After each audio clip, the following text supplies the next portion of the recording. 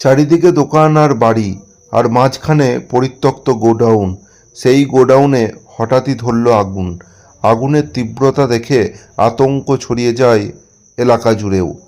বৃহস্পতিবার সন্ধ্যায় দুর্গাপুরের বেনাচিতির দুর্গা মন্দির রোডের ঘটনাকে ঘিরে শোরগোল পড়ে যায় এলাকা জুড়ে। খবর পেয়ে ঘটনাস্থলে পৌঁছায় দমকলের একটি ছোট ইঞ্জিন। আগুনের তীব্রতা এতটাই ছিল, পরে দমকলের আরও একটি বড় ইঞ্জিনের সাহায্য নিতে হয় দমকল কর্মীদের। এলাকার বাসিন্দা রাইমা রায় বলেন, সন্ধ্যার সময় জানালা খুলতেই দেখেন আগুনের ফুলকি দেখা যাচ্ছে। বুঝতে পারেন তাদের বাড়ির পাশে পরিত্যক্ত জিনিসের গোডাউনেই ধরেছে আগুন। বাড়তে থাকে আগুনের তীব্রতা। জল দিয়ে আগুন নেভানোর চেষ্টাও করেন, কিন্তু ব্যর্থ হন। খবর দেওয়া হয় দুর্গাপুরের দমকল বিভাগকে। ভয়াবহ দুর্ঘটনার হাত থেকে রক্ষা পেয়েছেন বলেও জানান তিনি। দমকল বিভাগের স্টেশন আধিকারিক গৌতম চন্দ্র দেব বলেন, তারা খবর পেয়েই প্রথমে দমকলের ছোট ইঞ্জিন নিয়ে ঘটনাস্থলে পৌঁছান। আগুনের তীব্রতা বেশি থাকায় বড় ইঞ্জিনের সাহায্য নেওয়া হয়।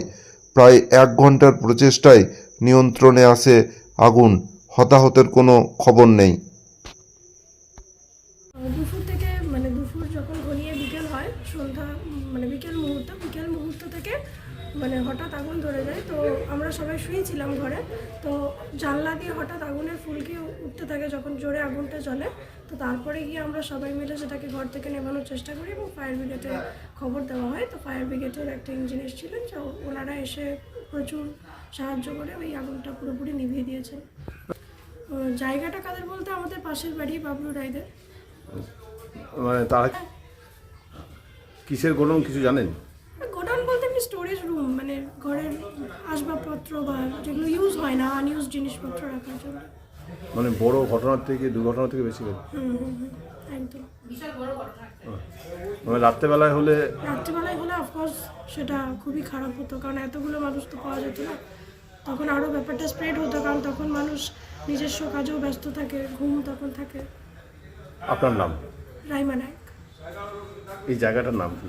দুর্গা মন্দির রোড, বেনাচিতি। আমরা একটা কল পাই যে সোনাপট্টি বলে পরিচিত, যেটা আমাদের বাটার অপোজিটে, এখানে একটা বাড়িতে নাকি আগুন লেগেছে। তা আমরা তো আমাদের বলেছে বড় গাড়ি আনতে না, ছোট গাড়ি এনেছিলাম।